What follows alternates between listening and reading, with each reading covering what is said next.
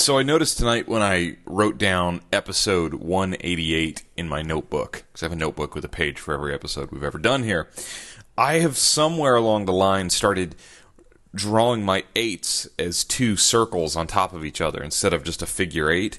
I don't know when I started doing that. That has nothing to do with pinball, I understand, but that's where my head's at right now.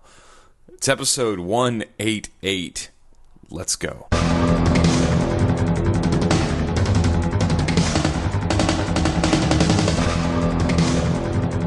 Welcome to Coast2Coast Pinball. My name is Nate Shivers. This is a podcast. It's commentary. A man out of quarters. How are you? Good to be with you here on a Friday night. It's Friday night. We're at the weekend. Coming to you not live from beautiful San Diego, California, here on August 21st, 2015. Got the whole weekend with Teresa hanging out in San Diego. Getting ready for another road trip. Headed out to New York on Monday. And then onward and upward, as they say. What's going on? So last episode, people talked about it a little bit. We'll get into that. We've got a new segment tonight. A brand new segment. And that's exciting. And just a little foreshadowing. It's called 10, 20, 30, 40, 50. All right? And before we get into all of that good stuff, we've got to do this segment. 5 Fast Thoughts. You know, it took me like 184 episodes of this show to get a really good workflow going on where I record and I drop in the sound bites all at once and just happens. I was doing it all in... Never mind. That doesn't matter. Fast thought number 1. Congratulations and a golf clap to Jack Danger of the Dead Flip crew in Chicago for pulling off the unthinkable feat of playing pinball for 24 hours straight, standing up no less. There were no stools or chairs involved. Jack played pinball live on his Twitch stream, which is easily found at twitch.com if you search Dead Flip and pinball and all that good stuff. Jack played for 24 hours. I checked in with him in the evening, watched him playing for a while. He was playing 4 hours at a time of different games. When I checked in, he was playing Firepower, 4 straight hours of Firepower. When I woke up the next morning, I looked, and I don't even remember what he was playing. Maybe AC/DC, but I don't exactly recall. He looked much different when I woke up and got to work the next morning. Consistently, I saw, well over 100 people in the room watching him at any given time. When I told people at work that someone I knew was playing pinball for 24 hours straight, streamed on the internet, they said, "For what?" And I said, "Because, man, because." Fast thought number 2. If you had not gotten enough streaming pinball, I posted this on Facebook and Twitter and tried to let everybody know that Thursday nights is Buffalo Pinball Night to run Bro, Do You Even Pinball, which is a great name. And the guys from the Buffalo Pinball group were streaming last night. I checked in on them, watched them play a little bit High Speed 2, The Getaway, which was sort of a launch for Farsight's launch of High Speed 2, The Getaway on the Pinball Arcade. So symbiotic relationship. See how that works? Symbiotic. I'm making a hand gesture that you can't see right now of things working together. I like how that went. So I think Buffalo Pinball said they're taking next week off, but you can check them out normally on Thursday nights, and that's all I'm sure recorded and on Twitch. So if you go to Twitch and you just type "Bro, Do You Even Pinball?" Bro, very Southern California of them with the bro. Actually, here it's bra. Fast thought number 3. I hope you all are following along on the Archer Pinball blog updates. They posted another update in the last couple of days, and it showed off their missile launcher target systems. It showed off their pop-up post system where you can actually use the post to seesaw the ball back and forth between the little inner loops up at the top of the game. This is a homebrew game with a lot of buzz, with a lot of expertise behind it, and I promise you, faithful listener, friendly listener, unfriendly listener, I promise you all I'm efforting my best with Mr. Keith Ellen to get him on the show. We're going to make that happen, and we'll chat Archer Pinball and whatever else he's done in his pinball career, which is a lot. All right, fast thought number 4. There's no fast thought about Thor. It's number 4. tons of praise coming into me recently, and I don't know if there's some agenda, some pro-zombie agenda out there. I've gotten a lot of email and messages about The Walking Dead and how much people who both were early adopters of The Walking Dead or who are just finding their Walking Dead pinball machine or playing the ones out on route, how much they love the game now. It really drives home that mantra about code is king. You can get great layouts, you can get interesting layouts, you can get, classic layouts from new pinball machines. It doesn't matter if the code's not good, right? The Walking Dead got, code updates, it got interesting rules, and it really, I think, is becoming a very fun and deep and strategic game, a game with strategery involved. And that game, that game launched with so much hoopla and so much, oh, it's Walking Dead, it's zombies, yes, zombies. And then kind of, I don't know, just the layout by itself without the rules, not so great. The callouts were an issue, the voiceover work. But now it's starting to build, and Stern's had some of those games do that. The question is, can they? Will they? Is it possible to do the same thing and save WrestleMania? Because I think WrestleMania needs it badly. I've been playing some WrestleMania lately, and that game is lacking. It's lacking something. Fast thought number 5. I know the Northwest Pinball Championships are coming up. I can't go to that. But I am going to Mad Rollin' Pinball. Very excited to take part in Mad Rollin' Pinball. It's a pinball tournament in Madison, Wisconsin, hosted by Hilton Jones, who I believe we're going to get on the show here before the tournament, or maybe if not before the tournament, at the tournament. One way or the other, Hilton's going to come on, and we're going to talk about the effort that goes into Mad Rollin', the cool format of the tournament, and I'm going to play great. I'm not silly enough to come onto this show and proclaim I'm going there to win. I mean, I'd like to win, but I know there's a lot of good players in the greater Wisconsin area, so I'm going up there to play great. I want to play great pinball. I'm really excited. There's pin golf, there's pin brawl team tournament. It's going to be a lot of fun. Very, very, very excited. You'll get plenty of chat about that next weekend, I believe. So, yeah. So there's 5 fast thoughts for Saturday. No, Friday. Well, if you're listening to it, it's Saturday by now. August 21st, 2015. Forum static. I try really hard with this show. And usually I don't have to try very hard. It's pretty easy normally. But I try with this show, with this creative outlet that I've chosen to talk about pinball and dive deep into what's happening in the pinball world. I really try to not let this show or me, since I'm, the show in a lot of ways, I don't want the show to be the story. You know what I'm saying?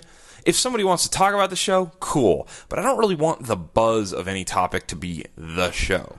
Now, last episode is sort of the exception, because last episode we had Kayla Greet on the show, and it was it was very different, and it was a polarizing show to some. I got more feedback and messages and emails and text messages. I don't know how you all have my phone number. But I got more feedback about this show, I think, than any other show I've ever done. It's not my most listened to show. The ones where companies blew up and took people's money, those happen to be my most listened to shows. Are the ones where I had really great people, come on this show, tended to be my biggest downloaded shows. But I've never had reaction like 187. And going into 187, I'll be really honest, I know Kayla was not some big pinball celebrity that everybody knew Kayla, and it was like, oh, it's Kayla. A lot of people probably thought, wait, who's Kayla? And I like that. I like that if it's someone with, a lot going on, which obviously if you listen to the show and you heard Kayla's involvement with both a zine, a podcast, running tournaments, being part of leagues, et cetera, et cetera, et cetera, plenty going on, a perspective that hasn't really gotten a lot of spotlight anywhere in our community, from a female player. There's been, the continuous talk of, we want more women in pinball and pinside, and women feel, not welcome, and then people chime in and say, why not? They are welcome, but they don't feel it, yada, yada. That talk's been going on, but to actually get to hear the perspective, I thought was interesting, and I tried my best to call it down the middle and not color the conversation. I wanted Kayla to feel comfortable and talk about the issues as they were, and I liked it. I really appreciated her coming on. She was very honest. She put herself out there. That's hard to do. And I almost warned her. I almost, before we did it, I said, hey, just FYI, you will take criticism at some point for some of this stuff, I'm sure. And you know what? I didn't want to scare her off, A. And plus, B, she probably knew that. I think she knew that was coming. So Kayla has been back in the conversation on Pinside. The Pinside thread for Coast to Coast Pinball got a lot of feedback there as well. Some people did not like the show. Some people said it's the first episode I've ever turned off. And as that does hurt my heart, I have to sleep better at night knowing that when some people feel really strongly against something that you do, and a lot of other people feel really strongly for something you do, that probably means you're doing something correct, or at least worthwhile, because it is polarizing. At the very least, you're doing something interesting. Because if nobody said anything, then I don't know, then it's boring, right? Then nobody cares. If you hear nothing, then it doesn't matter. But when you hear that much just pushback and support both ways, when people say, I hated this show, I turned it off, part of me kind of loves it. Part of me is kind of good. I made you feel something about something that's important. You know why it's important? Because somebody wanted to come on my show and talk about it. So I'm not going to talk about the issue right here, because we can debate it to death. I don't even know if I have as strong of opinions on it as Kayla may have, or some people who wanted to argue about some of the points, because I just see women in pinball as people in pinball. I really, really do. It's why I have avoided it and not talked about it. But it keeps coming up. People email me about it, want to hear about it. So I thought it was an interesting moment, a snapshot in 2015, to have someone who is very heavily involved in pinball, like Kayla, come on and talk about all sorts of aspects of it. And to anybody that complained that we didn't really talk pinball and we didn't talk about nuts and bolts, I disagree with you. I think we talked a ton about pinball and different machines and is pinball marketed. Every conversation is different. Some conversations are going to be right up your alley because you like hearing me talk about certain games from certain eras. Some of you love hearing the tournament talk and like to hear me talk with players. I get that. I will not ever please all of you all the time. I'm just glad you even give it a shot. If you turned it off halfway, no problem. But I have to address it, I guess, because there was so much feedback, and I don't know what to say other than I think the conversation is a win for everybody, because even if you're out there totally disagreeing with Kayla or disagreeing with me even having the subject on the show, at least you're thinking about it. And I think that's important, because in general, the community of pinball, the people I've met in pinball, in general, the vast majority are good people, are friendly people at the least. Even some of the people who I could tell when I met them didn't like me right off the bat. Because you have all had that in your lives, where you meet someone in a social setting and you just don't feel right about them. I've had that. I've had people, not just in pinball, but in my life, where on first meeting, I'm like, I don't really like that person. And I know that's super judgmental, and I would not outwardly try and act like that, but I've had that. I know I've had people meet me and instantly look at me and go, I don't really like this guy. I don't like it. And a lot of times that changes. You get to know someone and you go, oh, okay, now I see this person is what this person is. So if nothing else, I think that it opens your mind a little bit. It can give you a bit more perspective when you are in a situation of what may be going on in somebody else's mind. Right? All right, that's all I got on that. There's always rumbling about what the next Stern pinball machine is going to be, right? We're always hearing that. There's a poll on Pinside right now about what should be the next rock and roll theme. I guess I should read you the poll if I'm going to mention it, because I know some of you are not constantly on the internet. Poll. posted on the Pinside forum under Stern Pinball. What music theme pin would you like to see Stern release next? Your choices were Iron Maiden, Led Zeppelin, Pink Floyd, Rush, Lynyrd Skynyrd, Beatles, Motley Crue, Ozzy, and ZZ Top. And out of those choices currently, with 21% of the vote, Iron Maiden is winning. 20% of the vote has Led Zeppelin. 16% Pink Floyd, Rush, Skynyrd. These are not in order. I'm sorry. It actually goes Pink Floyd, The Beatles, Rush, Motley Crue, Ozzy, ZZ Top, Skynyrd last. So I have not heard of a music pin coming out of Stern in the near future. I don't claim to have all the insider information. I have definitely heard some very strong rumors, and I've heard enough people from enough different places in the country with enough different information give me some ideas. I think that the Game of Thrones thing has been well hashed out. I know that game has been revised at some point because I've heard things that were clearly set in stone that it may have changed. I know that there is a re-theme of a game coming. I don't know how public that info is. It's on the internet. Go search it. People are talking about it. I think that's true. Don't know when that's going to be. Excuse me. I said re-theme. A Vault edition of a previous game with new artwork. Right? If your spidey sense isn't picking that up, then you're not on Pinside a lot. I'm pretty sure that's happening. That's been all but verified. And then there's the game with a theme that I won't get into because it's probably not my place to say, but it's the one that I think is going to be the big announcement of the next year. And I don't have any idea when these are coming out, but I think that Stern is going to have a very big next 12 to 18 months with what's happening right now with Kiss. Kiss is, I think, a certified hit. They're producing more Metallica premiums. They're producing more Iron Man Vault editions, and I think that the roster that is heavily rumored, that I believe is coming out over the next year, is going to do very well from the theme point of view. Obviously, the code issue will linger, and hopefully with a game, with one of the games that we've been hearing about for so long, maybe it's been fleshed out a little bit more by this point code-wise, and we get a more fully completed experience. But I wouldn't expect a finished game to roll off the line. I think that in the modern day with Stern and the way they are producing and their plan of attack, the beta testers are kind of us. It's kind of location pinball, the early adopters. That's kind of the beta, unfortunately. And fortunately, because I think we get better rules for it.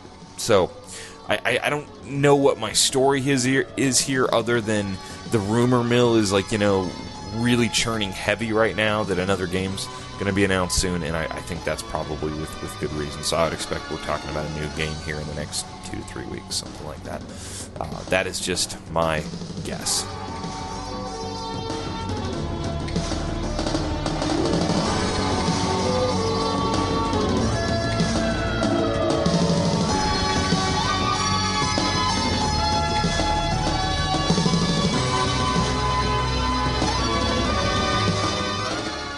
$10, $20, $30, $40, $50. There it is. 10, 20, 30, 40, 50. You've got the bumper. You got the name of the segment. What is the segment? In this segment, what we're going to do is we're going to take the month of the year that we're in right now, and we're going to go back and look at a game that came out 10 years ago, 20 years ago, 30 years ago, 40 years ago, and 50 years ago. I'm not going to go back any farther than that because then we're starting to get into wood rails. We're starting to get into flipperless games past that, 60, 70, and I'm going to leave that for another pinball podcast, Nick. So, but we are going to look back at the more recent releases from August of 10 years ago, 20, 30, 40, etc. So, if you go back 10 years ago to right now, the game rolling off the line in August of 2005 from Stern Pinball, who at the time was the only ones really building pinball, was NASCAR. Pat Lawler's game, NASCAR. NASCAR is one of those games where I am not sucked in by the theme. I don't care for racing sports. It's not my scene. The more I've played NASCAR in my pinball playing days, the more I've appreciated the game. I think there's some actually really, really good shots in that game. I think the rule set's fairly good. It's not bad. You got to admit, if nothing else, NASCAR has one of the coolest plunges in all of pinball, with that ball looping all the way around the track and then out. It's pretty awesome. Little known facts, maybe well known facts, but little known fact to me, NASCAR was also released internationally under the name Grand Prix, because NASCAR doesn't really play to the world market like Grand Prix does. I've never seen one of those in person. NASCAR was also re-released in 2007. This is like a Vault edition, sort of, with a retheme, as Dale Jr. Different back glass and different art there, and re-released out that way, trying to cash in on the Dale Earnhardt Jr. bandwagon. So NASCAR was 10 years ago. It's pretty interesting when you look at where Stern has come from to where they've gone. They had that Pat Lawler era, and then Pat Lawler, George Gomez, and then to where they are now. It's pretty cool. So that was 10 years ago. Where were we 20 years ago? 1995. I was in high school. 20 years ago this month, in August, the George Gomez designed Johnny Mnemonic was released. The movie didn't do all that great. I don't think the pinball machine sold all that well. They had an interesting game on their hands with Johnny Mnemonic, and it's a game that I think holds up fairly well today, with some exceptions.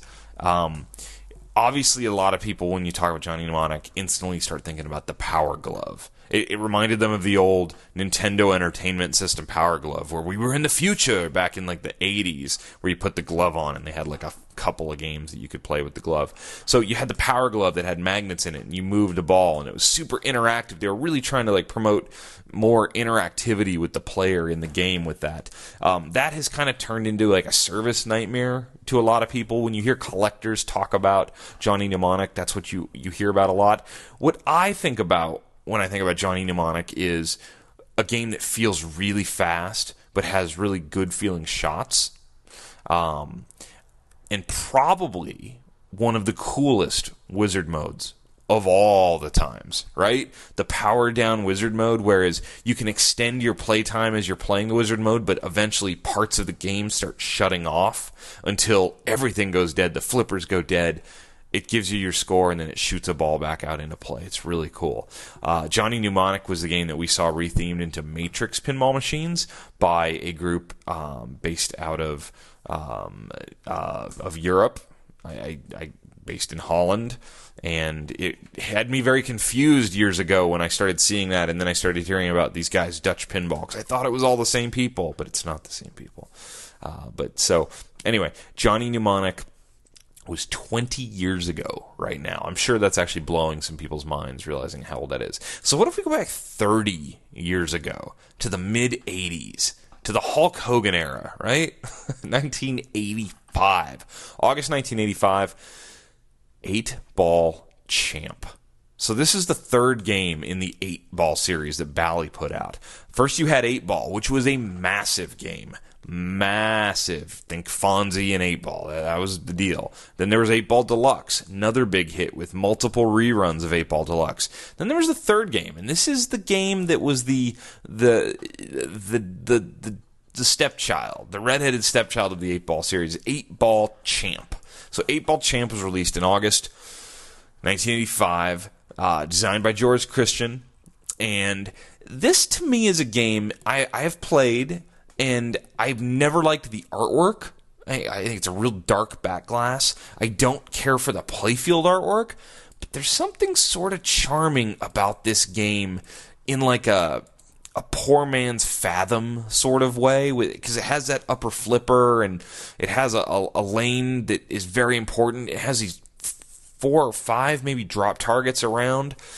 There's actually quite a bit going on to 8-Ball Champ. You might not know it at a glance because it's just the pool balls and it's a pool theme and there's all these inserts and lights everywhere, but there's quite a bit of rule set going on 8-Ball Champ. I think it's an underrated game, a bit of a sleeper. It's what a lot of people will call that era. It's a shooter's game, with lots of flipper passing potential. Interesting game that you don't see many of because it had a low, production run. Only 1,500 of these were made. So if you see an 8-Ball Champ out there for a deal, it might not be the worst pickup in the world if you're looking for something, kind of mid-'80s Bally type game. All right, we're going to go way back. And this is where I get myself into deep waters here. We get into the 70s. Back into some of the EM games, 1975. Game released in 1975. And, in some of these years, there may have been more than one game released. I don't think it was many of them.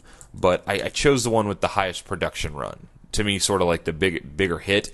And 1975 was definitely that year. There were multiple games put out in August of 75, and I picked the game 300 because there's almost 8,000 300s made.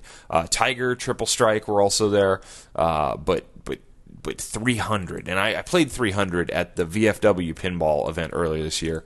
They had a really nice one there. 300 is a bowling game. Okay, 300 famously has an animated back glass where there's bowling balls that roll through on the back glass. It's pretty cool, very neat. That was definitely one of the big pitches of this game. If you go back and look at the flyer to 300, I really like the artwork. It's very old school. It's got giant bowling pins and like a bowler like rolling the ball down towards the centered, not dead center, but sort of left center spinner.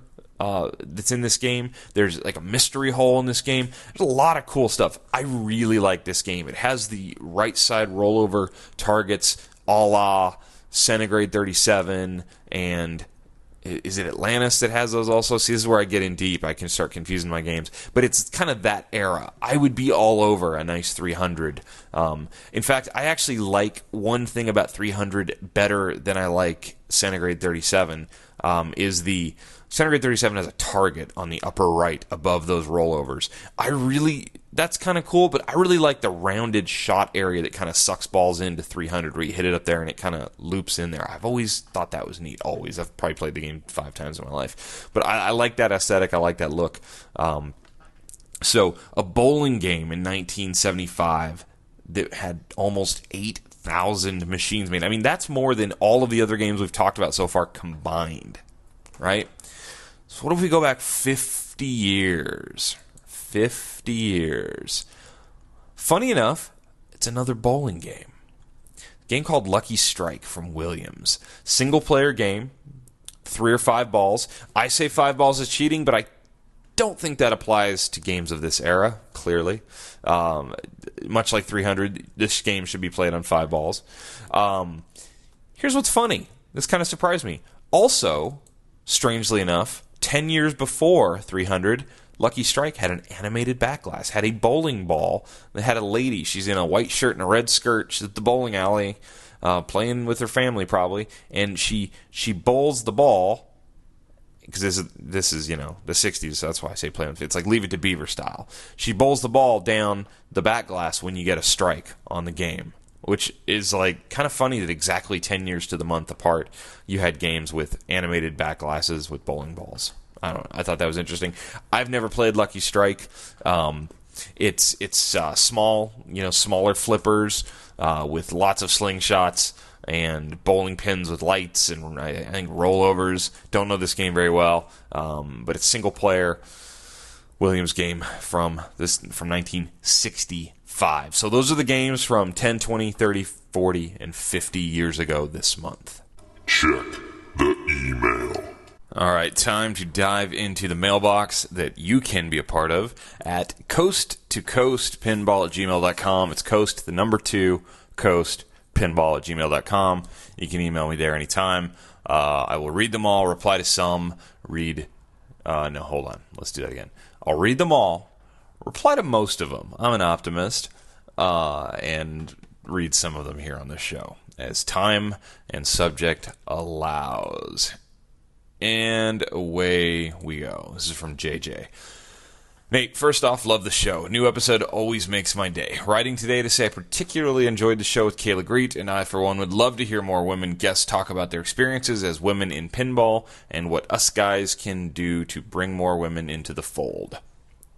Best, JJ. JJ, I appreciate that. I got quite a few emails like that from JJ, and I got a few not like that, we'll say.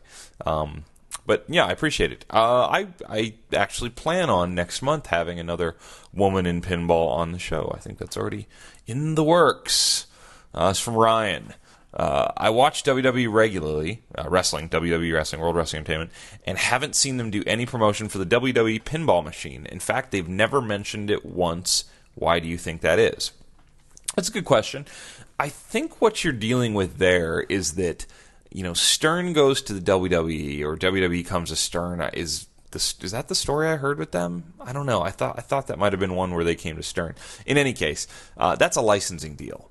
WWE is making money off of Stern building pinball machines. The WWE, I assume, licensed tons of stuff. I see their little toy belts at Target. I see their performers on like 7-Eleven cups. I see, shirts and all that stuff. So it's a licensing thing that I don't think in their minds is it's not their thing to promote, really, because they get paid a small fee. But, I assume if they've got millions of people watching their TV show, they're promoting I guess they don't do pay-per-view much like they used to because they have their own network. So they're probably promoting their network and promoting their shows that they want you to sign up to watch on the network or buy tickets to go see. I think that the amount of revenue generated by their license with Stern is probably really, really small, and it just doesn't behoove them to take up very valuable cable network airtime.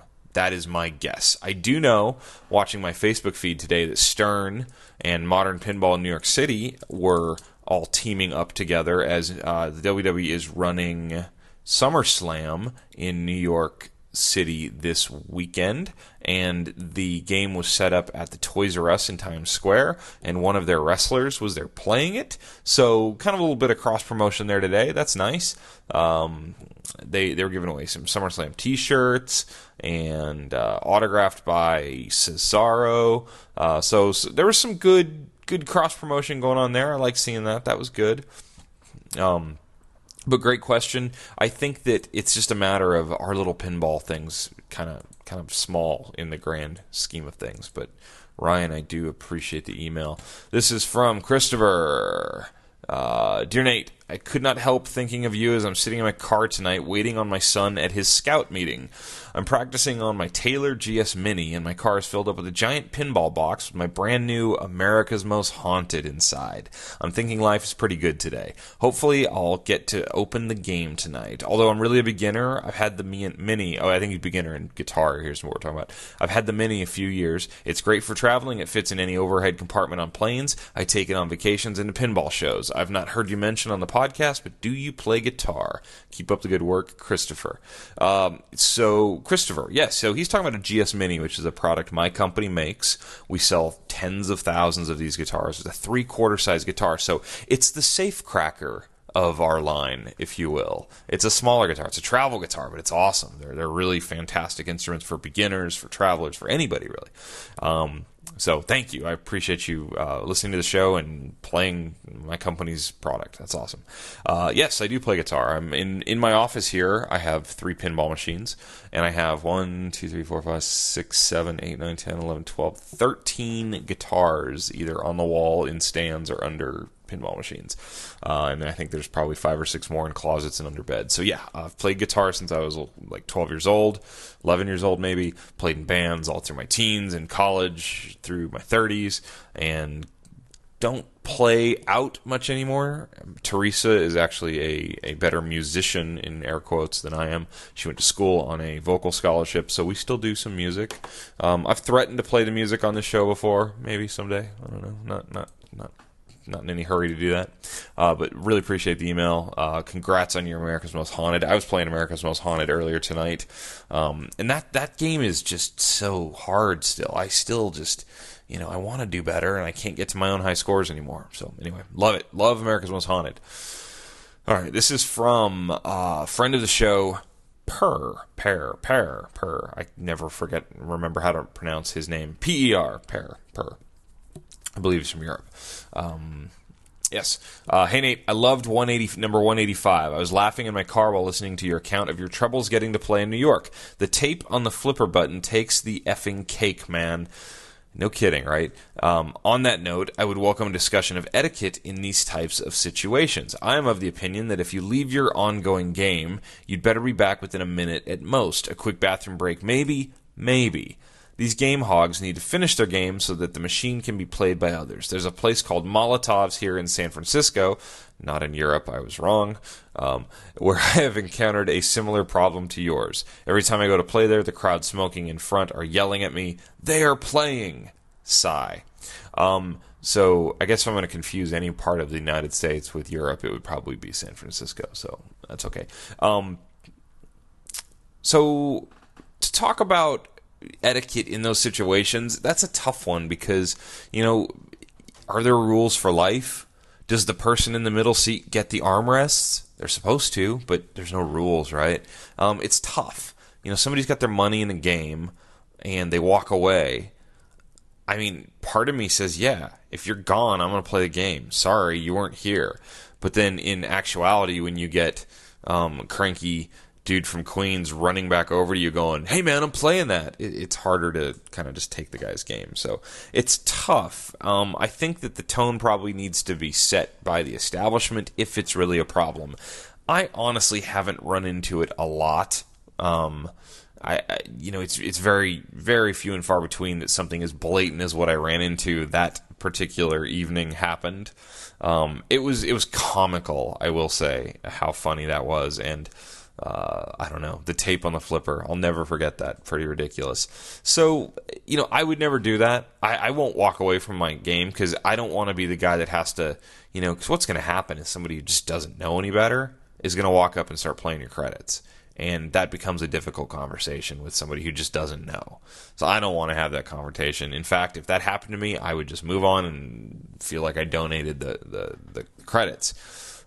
So that's a tough one. If it's truly an ongoing situation, then you kind of got to let whoever owns the establishment know, and maybe they can get some really basic signage. Like if you walk away from your game, your quarters are gone or whatever, you will be straight out of quarters. Get it? I don't know. Anyway. So, yes, thank you for the email. Very much appreciate it. All right. Did we already have a Christopher email? This is another different Christopher, I think. Let's see. Nate, I can likely get one more pinball excursion approved in the next 6 months by my wife, and would love your opinion on going to Pinball Expo. Do you plan on having a seminar at the show, and what are the pros and cons of someone who doesn't usually play tournaments, but just wants to play a bunch of games and see some cool chats? Thanks for all you do, Christopher. Christopher, Expo. Expo's awesome. I don't have anything on the books for myself at Expo. Haven't booked anything. Don't know if I will be. I'm kind of thinking I won't be. You never know. Something could come up. We shall see. I will definitely be there. A lot of news tends to break at Expo. You get to chat with a lot of different people in the industry. Fun stuff's happening. The tournament at Expo, I know you said you don't really play in tournaments. It's a tournament that I think is missable in some regards because there's a lot of good players there. It's all on Stern games. Everyone jokes it's the Sternament. And it's, the line's pretty tough. There's quite a line depending on when you're trying to qualify. I think it's still something, if you're casually into competitive pinball, you should absolutely buy some entries and get your fix there and play the tournament. But if that's not your thing, you'll be fine. It's not a major portion of the show. There's a classics tournament also, which might be more fun. Expo's cool. Expo's weird because it so much of it takes place during the week. It's really a Thursday, Friday, Saturday into Sunday show, and Thursday tends to have some really good talks and really, cool stuff that you wouldn't want to miss. I know I'm flying out early Thursday morning because Teresa and I are going to a concert Wednesday night, Florence and the Machine, for those of you keeping track, on Wednesday night. So I'm flying out early Thursday morning and getting into Chicago fairly early, and then full day, doing it, and it should be fun stuff. Gonna work on some audio and some other stuff for my top secret super special project that I'm not telling anybody about yet at Expo. And so that's what I got going on. I think if you've never been, you should go. I think this will be an interesting year. We could have some cool announcements, could have some reveals. If nothing else, you get a really good gauge of where the industry's at and where new stuff's at. And there was a fairly healthy free play room there last year. Lots of time to play pinball. I think they had it open all night long. There's some weirdness with the time that the exposition room, like the expo part of the expo show, if you will, where the vendor area is open, because they close it at a couple of interesting times, which to me was prime time on Saturday evening, and I take issue at that. I think that's a problem. They hold a banquet at that point, and I think it's just a matter of manpower, and they're selling spots to the banquet, so they're trying to get people in the banquet. I don't love that, but that being withheld, it's still a fantastic event that you got to go to. It's Chicago, it's the Chicago show. It's Pinball Expo. So if you have one trip in the next 6 months, I mean, not to slight anybody else's tournament or event coming up, I think that's the one you go to. That and Texas and Replay FX, and I mean, those are going to be your biggest. And then you start looking at Seattle, Atlanta. I heard great things about New England, which I hope to get to next year. So, and there's a bunch more. We've got the Arcade Expo out here in Banning is going to be doing something in October. So if you're just looking to play pinball machines, I don't know where you're located. If you're more West Coast, that might be your move to the Twin Galaxies event. In any case, I appreciate the email. Where are we at on time? We're okay. I can get another one in here real quick. All right, it's from Aaron. I don't think I've ever heard you mention the game Pinball Magic on Coast to Coast. It's a top 50 game on Pinside and fairly rare. I got to play one at Papa this year and really loved it. Fun to think about what it could have been if Capcom had stayed in the game. It is fun to think about what could have been if Capcom had stayed in the game. I agree with that. I would have liked to have seen that. Pinball Magic. I actually played Pinball Magic at Pinburg. I was on that bank, and I got some pretty good advice on what to do, and then I think I choked it away and just missed all the shots. But I kind of like Pinball Magic. A lot of people say it's a poor man's theater of magic. Some might say theater magic's a poor man's pinball magic. I don't know. That's sort of opinion. I do know what's interesting about Pinball Magic, and I could have swore I talked about this on the show a long time back. I thought it was funny that one of the big pushes on Pinball Magic to the operators at the time was how technically innovative Pinball Magic was. I know that this was like one of the first games, if not the first game, that didn't have general illumination strings of lights, I want to say. Like it had every single light was its own individually controlled light, which was kind of a big deal. They tried to use like a similar coil on almost everything so that you could service it easier. There was a lot of stuff like that in Pinball Magic where Capcom was, you're trying to sell your games to operators. What do operators value? Well, first, they value making money on the game, number one. And second, they value a game that they can service, more easily. So that was something that was neat about Pinball Magic. It's a game, too, that if we were doing my going up, going down segment. Going up?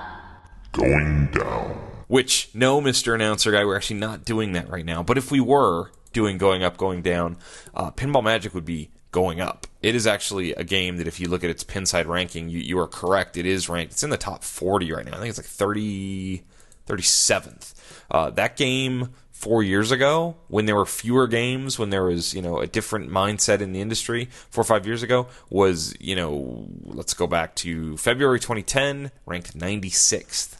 Kind of interesting. And it's been in and out of the top 40 and top 50 on and off. It kind of goes up and down, but currently it's going up.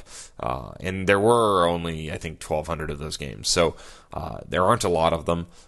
They usually go for a pretty hefty price. I think that I really was impressed at Pinburg watching that because, you watch other people play, trying to figure out how to play the games. I didn't know it very well. I'd played it a few times randomly. But I know that the DMD animations are fantastic on that game from that era. They might not match up to Metallica, but for like mid-90s, the DMD animations on Pinball Magic are really, really good. So yeah, I mean, it's a game I haven't had a lot of time on. Capcom is sort of that weird, tangent to pinball building history, and it's very, interesting to see what could have been.